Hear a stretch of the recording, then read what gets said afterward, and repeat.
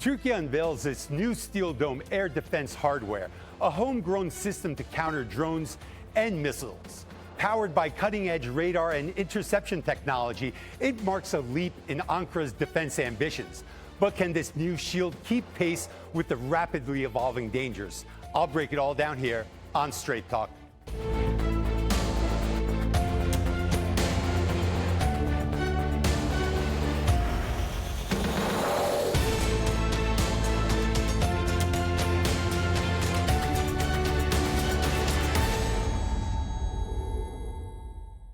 Hello and welcome to Straight Talk. I'm Yusuf Aram. From Ukraine to Gaza, the world has been reeling from a chain of escalating conflicts. Israel's recent strikes on Iran and even Qatar reveal how modern warfare is changing. Faster, deadlier, and harder to contain. As a neighbor to these flashpoints, Turkey is racing to fortify its skies. And at this year's Techno Fest, it unveiled its answer, the Steel Dome. A homegrown multi-layered air defense shield built to protect the nation from above. Arvid Duman reports from Istanbul. Techno Fest is fast becoming the crown jewel of Turkish innovation. A spectacle of speed, engineering, and ambition, showcasing how far the country's defense industry has come. It's where ideas take flight and evolve into projects that reshape Turkiye's security. Projects like Steel Dome. Karada gücümüze. On the 27th of August, we reached another historic milestone by adding the Steel Dome, comprising 47 vehicles to our inventory.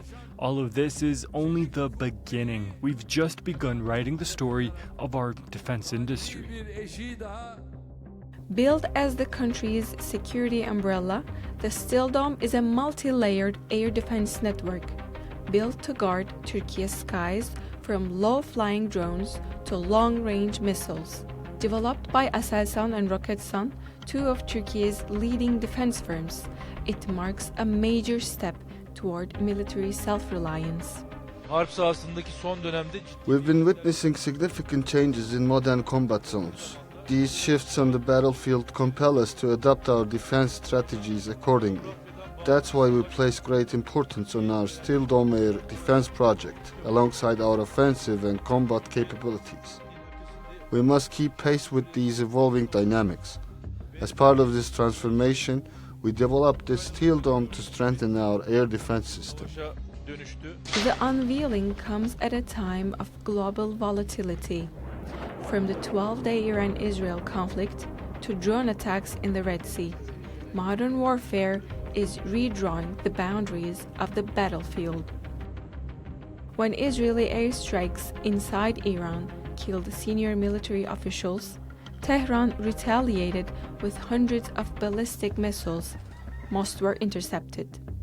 Those attacks underscored the need for nations like Turkiye to shield their airspace. President Erdogan vowed to raise Turkiye's defenses to a level where no one would even consider attacking it. First announced last year and officially inaugurated this August at Aselsan's Technology Base in Ankara, the Steel Dome ties together some of Turkiye's most advanced systems: Siper, Hisar, Korkut, and Sungur. 47 vehicles linked by AI-driven command systems can scan the skies in real time, detecting, tracking, and intercepting everything from fighter jets to cruise missiles. Officials say the Steel Dome is not just a project, it's a vision for Turkiye's future.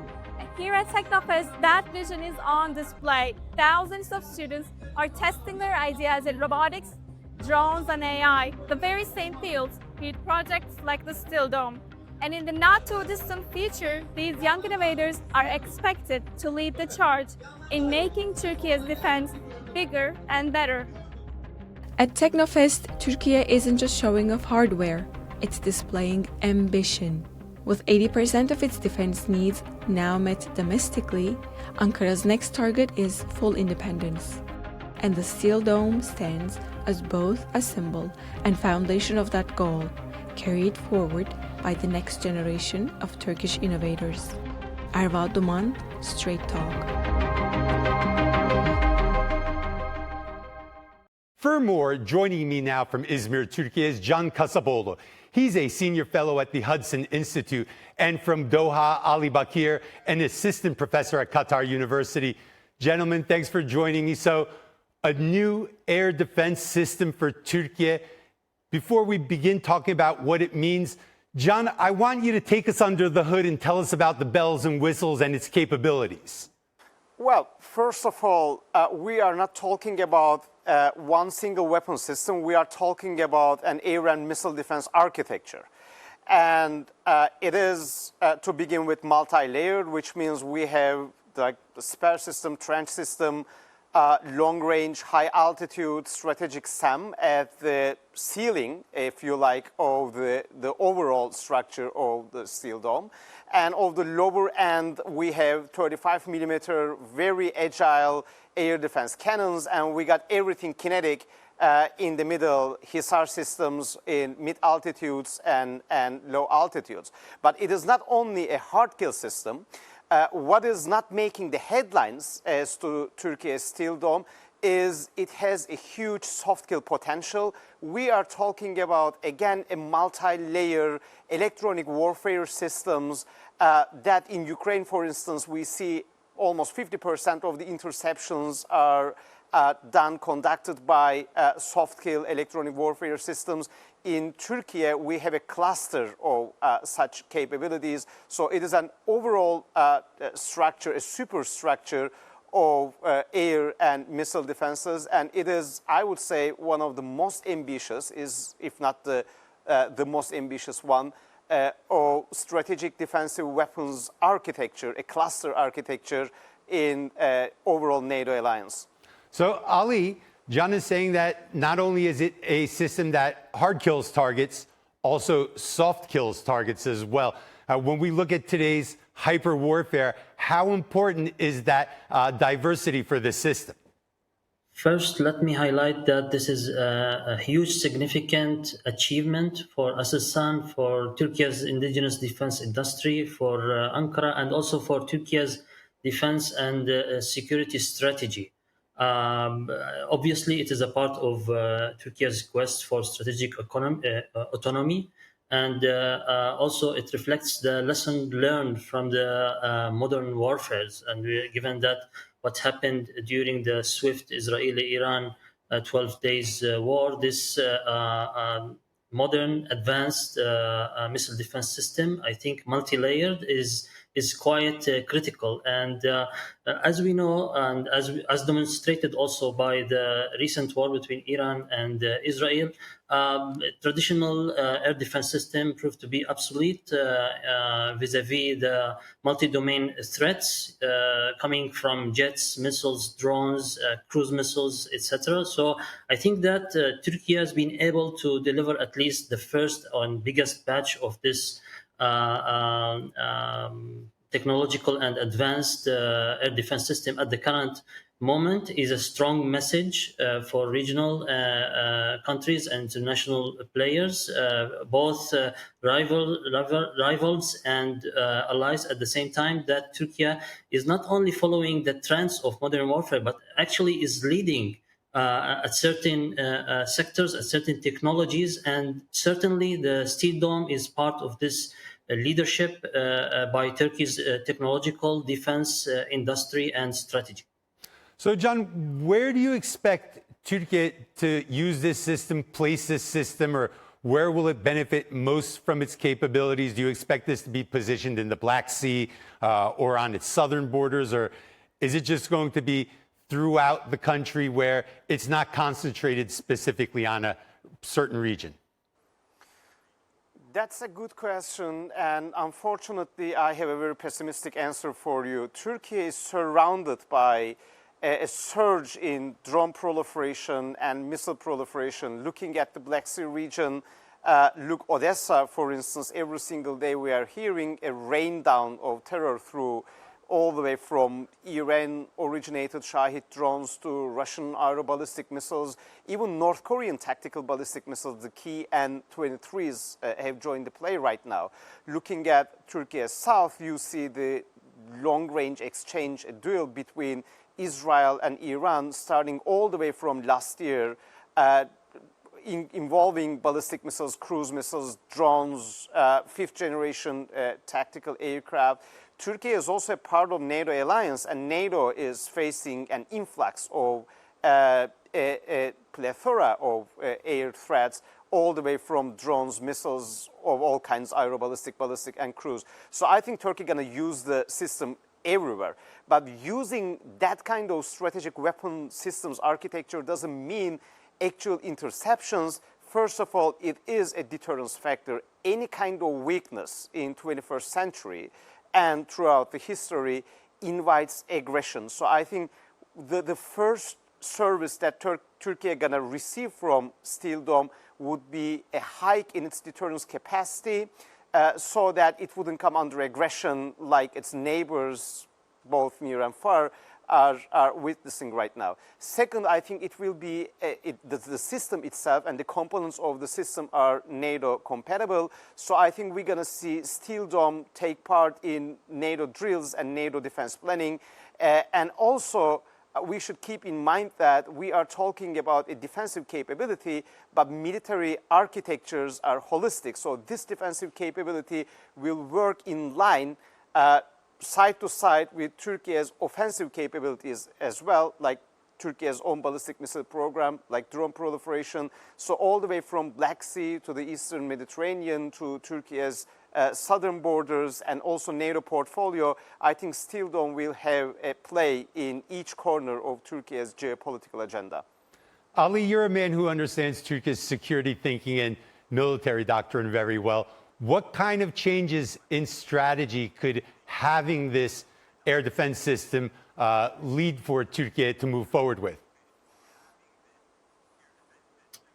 It's very important to understand that this system not only provides Turkey with an enhanced and developed defense architecture and shield against surprising or overwhelming attacks, but also it gives Turkey's ability to absorb the first strike and also continue by striking the enemy, because it's very important in order to achieve efficient deterrence strategy. Not only you would have an effective defense, air defense multi-layered system like the one Turkey is developing right now, but also to have an offensive precise strike capabilities, and combining those capabilities with each other, which is something that Turkey is doing today in light with the recent developments and modern warfares during the last 2 decades. This will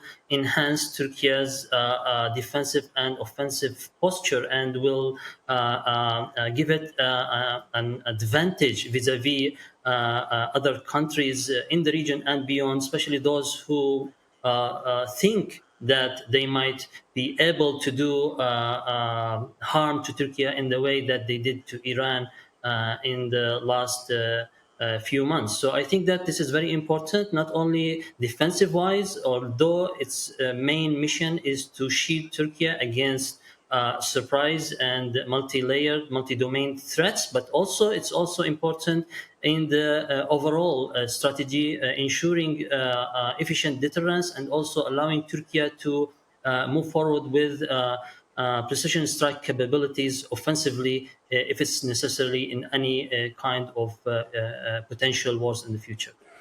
John, I want to ask you, how does the Steel Dome compare to its competition, let's say, or its contemporaries, instruments like the Patriot or the S-400, or a complete system like the Iron Dome? I mean, they say steel is stronger than iron. Does that equate into a stronger dome?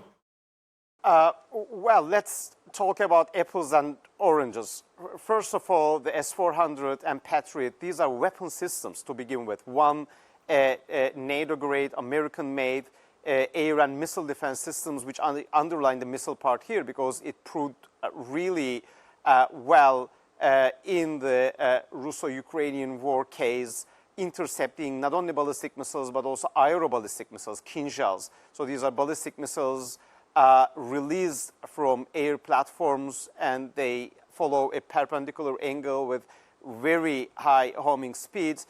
Patriot has proven its worth, its combat value, especially recently in the Russo-Ukrainian war, but also the Yemeni missile war targeting Saudi Arabia and the Emirates. The S-400, in terms of design philosophy, it is more of a strategic SAM system, surface-to-air missile system, focusing more on air-breathing targets and more on combat aircraft and strategic support aircraft. Yet I couldn't say the same as to its combat record in the Russo-Ukrainian war. As recently as 2 days ago, the Ukrainian drones hit the occupied Crimean Peninsula, exactly hitting an S-400 air defense site. But these are weapon systems. Turkey's Steel Dome is an architecture with many weapon systems, artificial intelligence features, command and control nodes, a holistic architecture of data fusion, sensor fusion, and a link of links, a superstructure of data links between weapon systems and command and control capabilities. So we are not talking about individual weapons, we are talking about a holistic superstructure here. When it comes to Israel's Iron Dome, it is not a classical air defense or air and missile defense system akin to the S-400 or the Patriot. It is technically what we call a CRAM system, counter-rocket artillery mortar system. It is also a dimension. A counter-rocket artillery mortar is also a dimension in Turkey's Steel Dome. So, if we have to coin a media-friendly expression to your question, I would say Turkey's Steel Dome is a very holistic ceiling, a very holistic roof that you can rely on, that incorporates all these capabilities here and there and combines them under one single defensive umbrella. Mm-hmm. So it's solid. So, Ali, who's a potential customer for this air defense system in the future? Who can be the customer of this system? Well, let me tell you that everybody is in need right now, especially after the Israeli-Iran war, and also before that, the Yemeni war and previous wars, Ukrainian war, for example. Everyone is in need of operational, very effective defense systems, including, of course, the anti-missile defense systems. Given also that the U.S. the U.S. factories are currently overwhelmed by the requests due to the war in Ukraine and due to the Israeli-Iranian war, there is a gap that needs to be filled by other players. So here we can see an opportunity for Turkey to come in strongly. Second, besides the Iranian-Israeli war, let's not forget that the Saudis, for example, they have Patriot systems, but these systems also prove to be not completely effective, and also they are not efficient. Firing Patriot missiles against drone is very costly, and in that sense, it's very efficient. Saudi Arabia also had to borrow Patriot system from Qatar, from Greece, from other countries to fill the gap. Also, Riyadh bought Chinese systems, anti-missile defense system, and I heard lately that they are not so much efficient given the weather conditions in Saudi Arabia. So here we can see a strong opportunity for Turkey to come into these domains and fill the gap where Western countries are unable to maintain their supplies or try to use maybe their contracts for political reasons. So Turkey has an advantage, in my opinion, but we have to see still these Turkish indigenous defense industry companies producing those systems operating on ground level. We have to see this system operational in order to also attract more customers. This is the case of TB2, for example, and TB3. When they became operational, everybody saw how effective, how efficient they are, and then many countries tried to buy them. Actually, many contracts have been done following these demonstrations and fully operations on the ground. So we still need these systems to put into a test and then see how they perform. And I'm sure that Turkey would be able to sell these systems to the regional countries and also to the NATO countries, given that like I said, there is a gap that need to be filled, and Turkey is very well positioned to fill this gap. John, I want to specifically ask you about Syria. Now, it's a country that Turkey has had a very hands-on approach in rebuilding its military since the liberation of the country late last year. Now, do you think that the Turks would build this air defense system in Syria? And also, if they do, what does that mean for Israel and Iran? Because, I mean, setting up shop in Syria would effectively close off airspace, an airspace that has been completely open for the past 11 or so odd months. The technical answer to that question is that it is really a long shot, and I would call it a low probability for now because of several reasons. First of all, Syria has a very different radar and command control infrastructure compared to Turkey, a textbook NATO nation. During long decades under the Ba'ath era of Hafez al-Assad and Bashar al-Assad, the Syrian air defense architecture had been shaped by the Soviet-Russian school. So the remaining, I would say following the Israeli strikes, the remaining radar infrastructure, the remaining command and control infrastructure of the country is very different than the command and control nodes backing the steel dome of Turkey. The data links that each Turkish weapon system under the steel dome would use, all the way from Siper systems in the high altitude to Hisar systems in the low to mid altitude.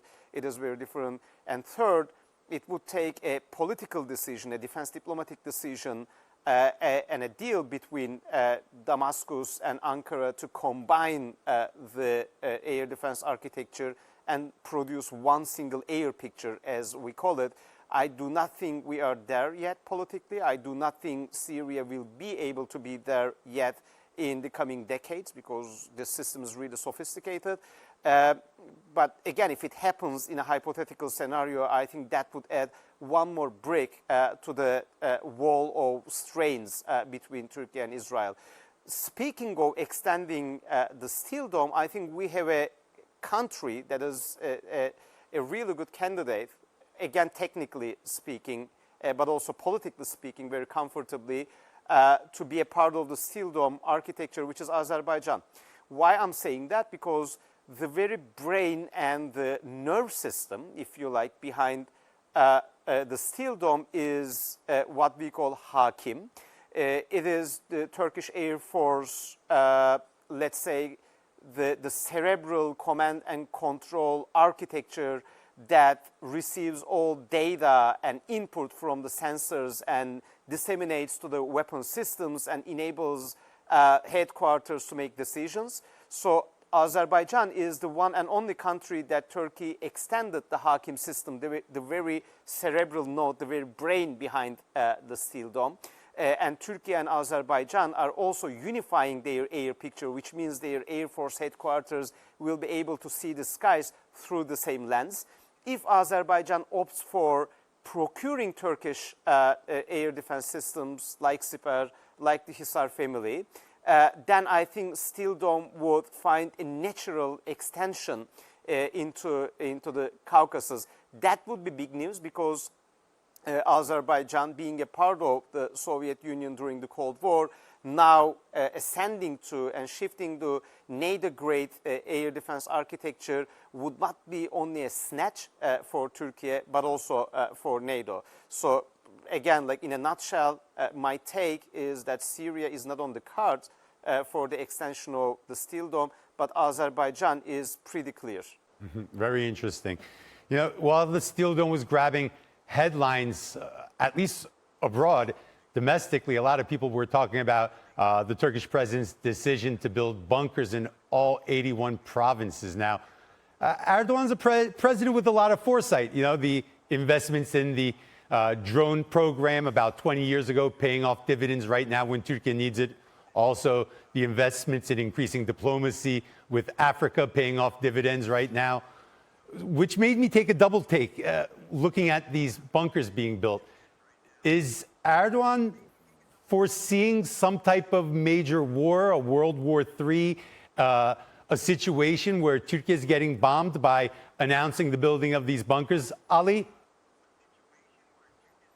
Well, regardless whether he's foreseeing World War III coming or not, I mean, this is a very wise decision to build bunkers, both when it comes to the civilians and also when it comes to the military infrastructure and especially the command and control centers.